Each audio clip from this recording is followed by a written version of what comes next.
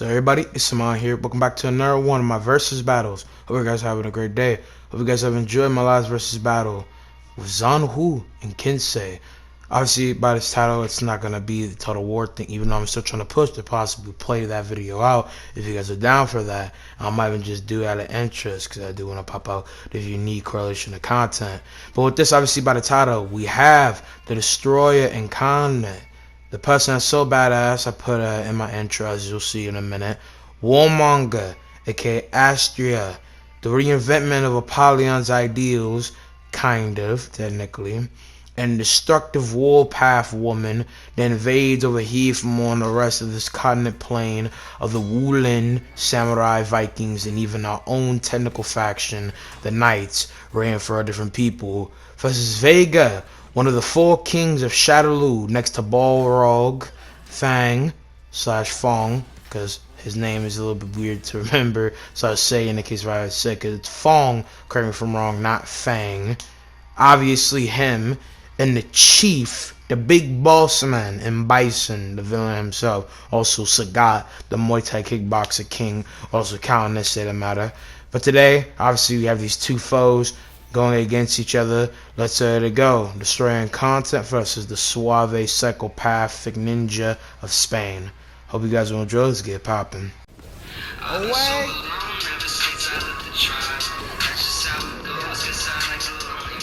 Oh my God!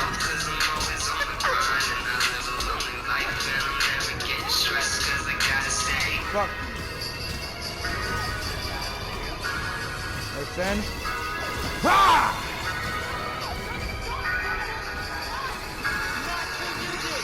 Cause I gotta stay.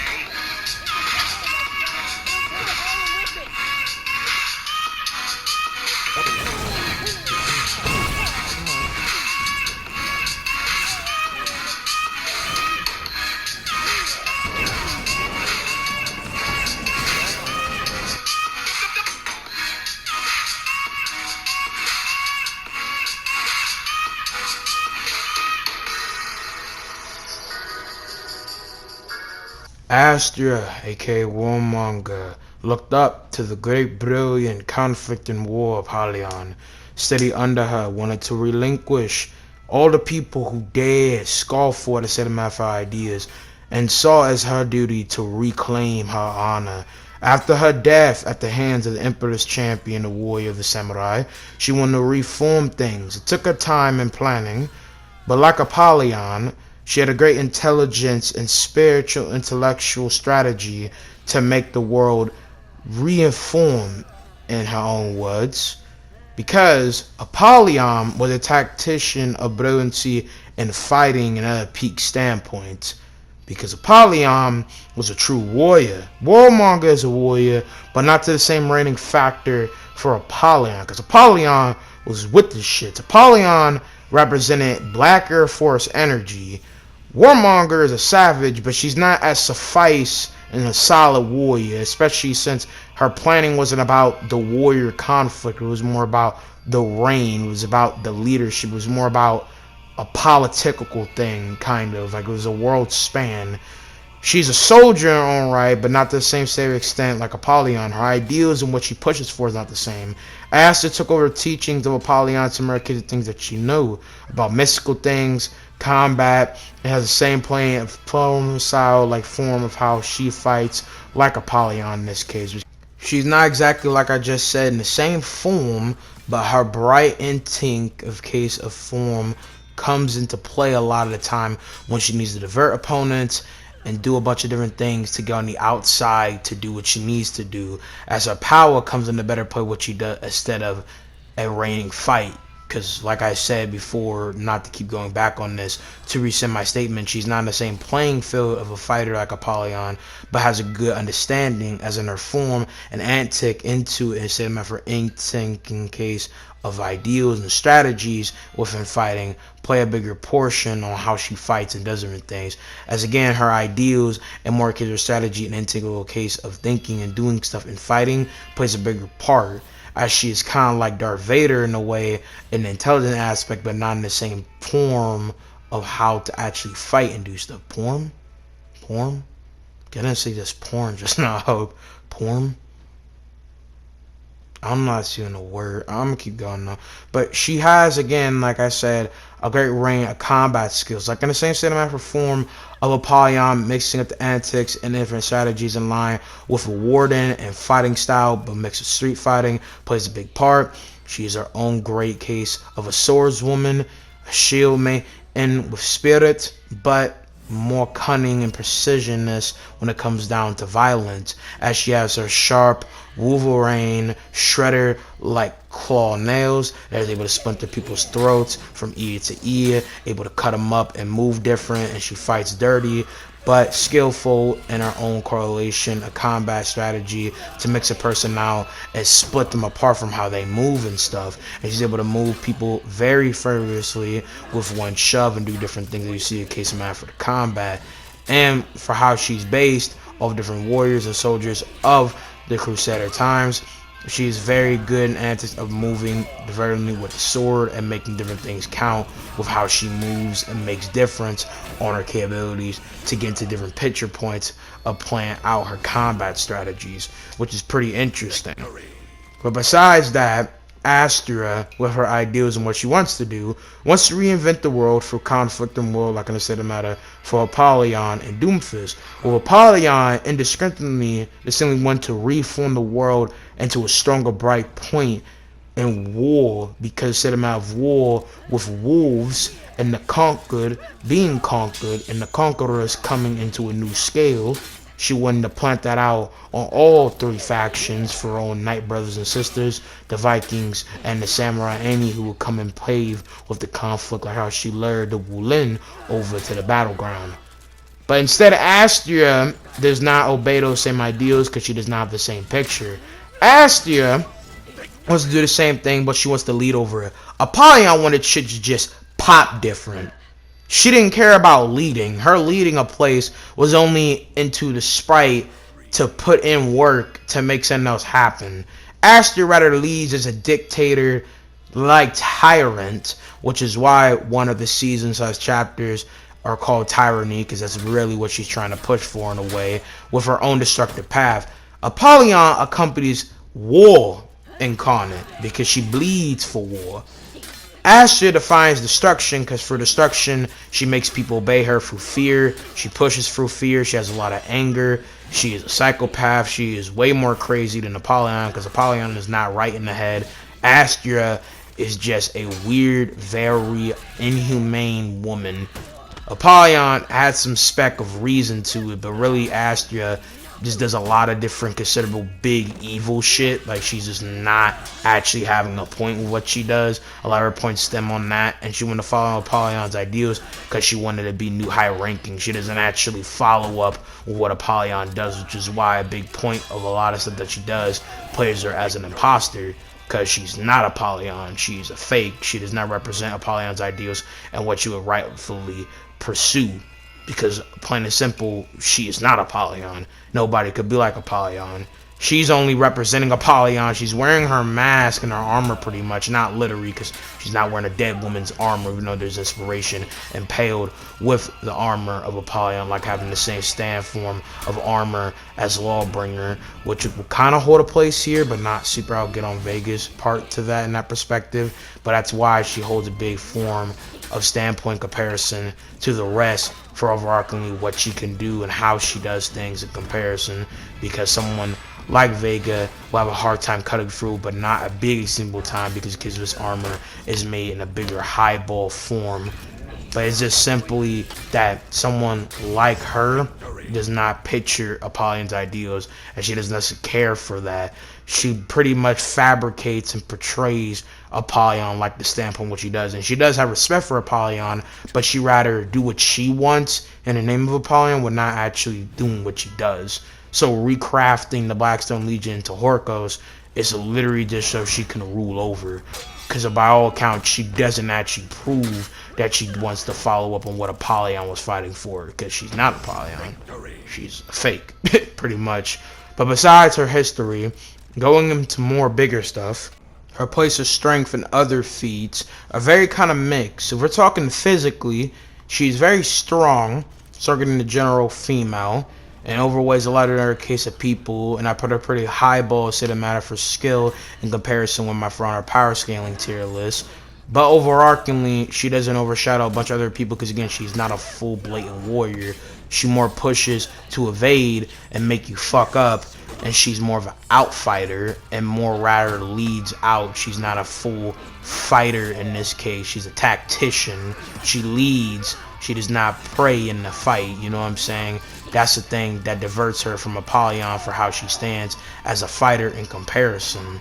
But when it comes down to strength overall and what she's able to do, she's able to swing people with one arm. So obviously she's superhuman in this case. Not actually in big scale, but a good state matter and place of matter for human potential and scale because of her being able to drop motherfuckers and swing them around like it's nothing, and then splitting different people's armor with just her nails and clawing her scale piece of armor into people to penetrate them and go in, especially able to roll somebody's body like a bike with one sword swing and do other stuff. And I like to a big central scale, as you can see in different parts of her moveset, this plays a part. With her able to swing people with just her one arm and her claws and then to their mouth or even chin, that takes a lot. So again, it's where P places them out for superhuman, and our correlation case of matter for her strength and pound it into other stuff as well, like as you see here with the Raider.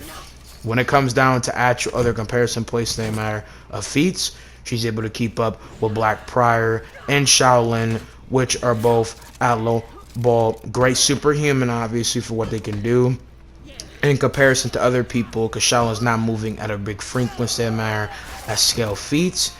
She is moving at a speed that's relative in place a matter of moving faster possibly than lightning, which a quarter point would be faster than light. Not actually with her being faster than light or putting her a great supersonic or sonic. I would still say applying her power is still 120 meters per second, but it depends. It's a little bit iffy because it depends. And that goes in the case for Black Prior too, and it comes on to the case of their border playing the same out for scaling. So overall, that's where I would condone that and compact that into playing because of what she's able to do involving speed. And when it comes down to her other strengths, it comes into the factor of her feats and what she can do in overarching strength is just in form with what she's able to pull off with her Horkos Venomous. I'm gonna get into that in a minute. Her venomous poison is very interesting. Obviously, with this being my controller now, obviously this being the Horko spray power, where she's able to cause deadly corruption around areas and stuff. Now, how she's able to plague it out is through a machine, as Warmonger is pretty big IQ brain, and like I said, is a strategist, intellectual, and kind of has her own sciencey feel when it comes to the matter for what she's able to put together in machinery and compactment of magic. Apollyon had her understanding in mystical arts, but never profoundly used them because of her pride and the place of what she was trying to do in imposing her might in a warrior fashion, and especially since a retcon, because the front of lore is not stable. But besides that, within the jab, the case for what she's able to do with these mystical arts, she's able to spray out illusions. They're able to plague a person's mind. Acid like reptile, cause deadly plagues. They're able to put a person off, able to sweep them under. She's able to put this into incorporation of what she's able to do. And with a single plague, is able to spray out so much of a disease it eradicates a few different cases of armies. And this can spray out to 100 feet and can go out to a great milestone. And through her incorporating this with prep time, we're not obviously having this is just random meeting, random timing point. If we were gonna have a point in prep time, I feel like Warmonger would just win off of that, because then she would be able to put out her plague easily. Like that would she be Batman. But prep time in this case, no highball. That's just a matter of what she would do. And Vega, even knowing that, wouldn't be able to do nothing unless possibly he would be able to catch her off guard. I still think Warmonger would win generally, but that's not the point here. But with her having this power, she's able to mix it greatly depending on the case of scenario, and with this able to put in great A combinations to make things work in her favor. It's only because of the factor of her being able to move different with this stuff and spray it on people who cannot catch up, and is able to disable Shinobi, put Shaolin on his back, overlaid the guard stance of Hitokiri and Black Prior, and these are all people with their own mystical capabilities and efficient in the matter of martial arts and armor. So with this being said, this is a great powerful weapon. He's been able to eradicate a bunch of different cases of people, and this entire thing can eradicate an entire battling ram. So putting that into overarching attack potency and form of range, just with low ball, because what she's able to do with this, she can do this to a higher extent and eradicate different small militias. This puts her stuff at great deal small castle level, at least, or even just ram door levels. So this is why she's at this great high stake pattern of power, because of the overlaying effect of what she can do in comparison with the power together. So with that being said, I think it's pretty cool to say that she is at a great high relative level, same as her attack potency in comparison. We already popped into the cases of her speed, strength, and arc in case of placing matter for things. When it comes down to endurance, she can outlast multiple in case of hits and can take a lot of different wounds, having her own battle scars and doing a bunch of different other case stuff. We talked about her stamina. No real big case of weaknesses, except for she can be arrogant and taunty. Same matter of like Vega, they're both arrogant, swine narcissistic type of people in their own right. And that's pretty much it for the Great Warmonger. Time to go and talk about Miss Year's Vega. And quote to the history behind the warrior, he will be discussing our great Miss Year's Vega, the Spanish bull wrestler ninja. Today I'm going to be talking about Vega, a prior to his appearance in the Street Fighter series, being one of the privileged Spanish family. But for other reasons, the status dwindled, causing Vega's mother to remarry for financial security. As Vega matured, he gained an interest in bullfighting and martial arts. At a later date, he would travel to Japan and begin learning ninjutsu. He mastered the martial art very quickly and began combining aspects of bullfighting with it. This in turn made his fighting style very unpredictable and extremely dangerous. To test his true potential, he began participating in underground cage fighting, quickly becoming the best. When Vega returned back to Spain, he found his hideous stepfather murdering his beautiful mother. In turn, he would murder his stepfather. The incident would permanently scar Vega, affecting his psyche and somewhat having him develop a dual personality, where he can seem like a honorable noble man by the day, but a sadistic murderer by night. This change of personality can also be triggered by Vega's obsession with beauty, as he believes beauty is an amazing trait and that ugliness is something that should be purged. Now during this time, Vega was traveling around the world assassinating many people, and eventually this caught Shadowloo's attention. In the end, they ended up hiring Vega as their assassin. Now Vega would make his first canon appearance in Street Fighter Alpha 3. Vega is one of the people to keep many of the Shadowloo dolls in check, so one day when one of the Shadowloo dolls went rogue, Vega would be assigned with the mission of capturing this killer bee. Now Vega eventually found Cammy but failed to bring her in. Now Vega disappears for a very large amount in Alpha 3, and only turns up during the end. After Bison is defeated, his link to Cammy and all of the other Shadowloo dolls have been severed, and this more or less renders them to a brainless state. Luckily for Cammy and the dolls, Vega saved all of them, and left Cammy with the military force Delta Red. Vega's reasoning behind this is because he would not allow such beautiful things to die. Now Vega does appear in Super Street Fighter 2 Turbo, however he doesn't play a role that actually affects the story. After Bison is killed, Vega apparently disappears back into his normal lifestyle as a freelance assassin. Although it is rather shrouded in darkness to know what Vega actually did over the Shadowloo. Now for both of Sin, the weapons division of Shadowloo, Vega will re-recruit himself into the organization. Finding his aristocratic lifestyle very boring, he was more than happy to rejoin the organization. Although happy to join Sin, he was disgusted by the appearance of Seth, seeing him as a disfigured monster. Now during the end of Seth's tournament, Seth had his hands full. Being well aware of Bison's resurrection, Vega would take this opportunity to steal valuable data from Sin. Now during this time, Chun-Li was doing the same thing, and after realizing this, he would attempt to drop an entire dam on her. After doing this, he would escape in a helicopter, but was disappointed when he looked back and saw that Chun-Li had survived the assistance of Guile and Abel. Vega then returns in Street Fighter 5, where he is seen in multiple characters' prologue stories. From what we can tell from the prologues is that Vega is keeping tabs on the Shadowloo dolls, and that he finds his new work associate, Bump, very irritating. And that's really it for Vega, guys. He's definitely... Thank you to History Behind the Warrior. Go check out his channel. Talking about before, he's bringing content. And that's it from the case of quote from History Behind the Warrior / end quote with the form of what he said. But with, okay, goddamn, so you just spanked that man with the plate, but still. Sorry to be distracted. That is it for our great spin on anatomy wrestler Bulls Vega. Now I got you to talk about some other capabilities of his feats and what he can do besides his history. Vega, obviously being a bull wrestler, is strong. Strength does not hold a big part in bull wrestling if we're going by actual real life, and obviously the matter for how Vega fights. But he is a great pinnacle in speed and precision when it comes down to how he moves. He moved about bull wrestlers in a form of mixed martial arts compacted into this because, again, from him going to Japan and learning ninjutsu and becoming the Spanish ninja that we know he is today, he fluent in different cases of moving in different swirl mixes, moving in different ways to spray around bulls like he's spray painting them, and most importantly, doing his bull whirlwind slam, being able to pick up 1,000-pound bulls and being able to fold them into the ground. To actually talk about a case of matter for this lifting streak, I will get into, but he was very fluent to go ahead and do this. And again, moving around different bull wrestlers in different more fluent cases, and a high rank as the #1 bull wrestler, such as bull dancer. In the case for Spain, he did a bunch of different other things that discarded bulls for a great time, and instead of matter for his martial arts capability, cage fights of Spain, he did things to a whole new great precise extension and capability to other cases street fighters actually, in case of bull wrestling.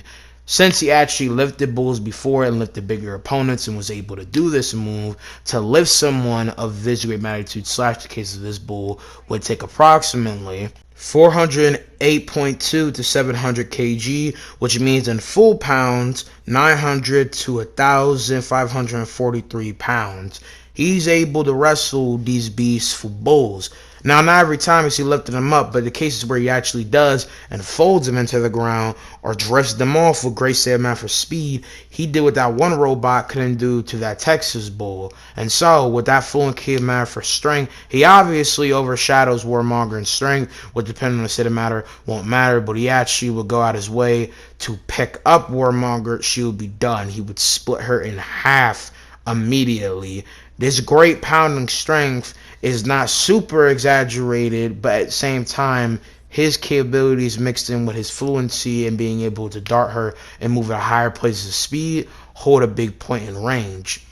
Vega has been almost shot by bullets, but is able to dodge and splinter them with one movement of his little severed blade Wolverine claw that he got from Japan, I'm pretty sure. I haven't went that much into case of matter for his history, but with doing this, he is able to move at great supersonic speeds, which keeps him and Warmonger at kind of an even level placement of speed, but not to the most highest ball. It just kind of depends, but his speed overall is still very impressive, especially in comparison to some other characters and how he's able to move and do other great fluctuating things when it comes down to how he compacts his movement together with ninjutsu.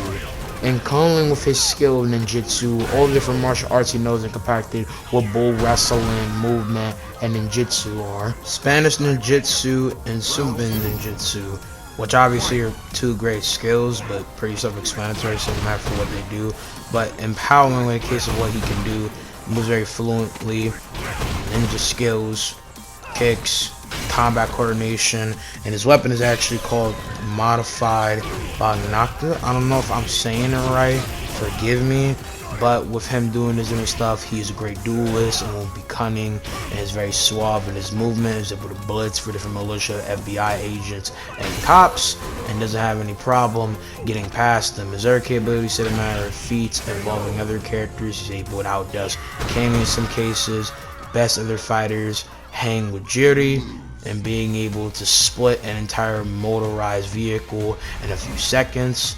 And that's pretty much it when it comes down to Vega involving the same amount for speed, strength, other feats and stuff. He can be very arrogant and cocky, so you can be put off balance by this, but I don't know if that will put out much in the case of matter for his part and playing. And obviously with his psychopathic instincts and antics, he'll be very cunning when it comes down to him fighting someone like Warmonger. How this fight will go, I feel like, will be very mixed.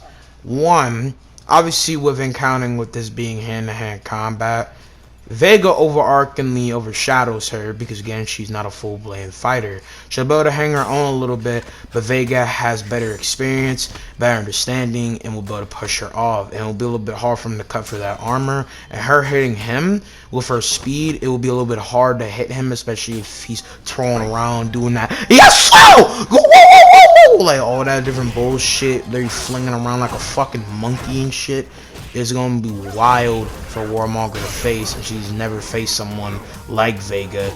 And even in the cases where she's able to not get blitzed by someone like Shaolin teleporting or just puffing around and shit, Vega is still on a whole different higher up scale capability and level in comparison. So overarchingly, Vega could overshadow someone like her in speed and overarching fighting capability. If we're practicing skill impounded with strategy, Warmonger may be able to evade and think of something, but I think overarchingly she'll be put down by the account of what Vega is able to do in comparison to others. And roughly, if we're talking in Horkos' power, if she tries to spray that on Vega, it hits him, and it has capability to do that because that's amping her speed. One, I think Vega has every capability to dodge it, especially if he dodges and does what he just did to Akuma, which is what he does to Bulls. Again, 1,504 pounds, like nigga damn. If I'm even doing that right on red, me doesn't change it, alright? 900 pounds to over 1,000 pound Bulls. So, if he would do that, maybe if he gets hit with it, it's gonna sting, it's gonna slow him down for a good bit, and he's gonna have a big problem. How he'll be able to get out of it, he won't generally, because of the pure fact that it's too fast, and if he gets slowed down by the acid tearing through his claw, he's gonna beat his arm. Obviously, he doesn't need to fight with his claw, and his mass is plastic slash a little bit carbon wood, not like super advancedly made, but none of his stuff that he has in his body is gonna protect him. He's not gonna be able, if he doesn't get any strong cuts on Warmonger, to be able to do anything at that point. I feel like if he would get hit, him being slowed down wouldn't take him away entirely. But when Horkos is activated, it's a big plague, obviously. And when Warmonger is taken into account using it, she likes to pulverize you. And she wants to put you out of commission. And if it works, she's spamming that bitch. Because that's how a lot of players in For Honor does it. And that's how a lot of showcases how she does it will be put into play, especially when she went off with different coralizing characters within the For Honor lore. So with taking that into credit, I definitely think it is a highball chance that if she would do it, it would be able to take him down. The high probability that she's going to hit him is very low in my opinion, so I don't really think that's really a winning play unless you're trying to tell me that the Horkos spray is able to burst out faster than bullets, and there's nothing that proves that. And I have the scaling, I can put it in the description, like I know this shit, like that's not what's gonna happen generally. So no, this is just like if Vega's off guard or out position, because if we want to be honest, if Vega just feels like he feels annoyed because this is just his personality. Warmonger is not the most cute enemy feminine woman. At the same time, that's not even the feel for how she's built. It's just purely on the factor that she looks ugly realistically in comparison to Warmonger in this sense, because obviously with Vega, he loves beauty, he likes to make mind games and play around, do different stuff. But if he feels like it, Warmonger is literally just being disgustingly annoying, because again, she looks ugly with Warmonger in comparison to Vega from his eye view. And even though Warmonger doesn't show her face that much, different capabilities of what Warmonger is like and how she built, she would look like a fucking freakish demon. She would look like a fucking nightmare to Vega, but not in a full way. So I definitely think it is high probability that he want to just go and kill her instantly. She's getting speed blitzed. Vega wins in my opinion. I don't see Warmonger winning at all. But what do you guys think? How do you guys feel about it? I hope you guys have enjoyed. I'm gonna see you guys in the next one. Peace out, mommy. Love y'all.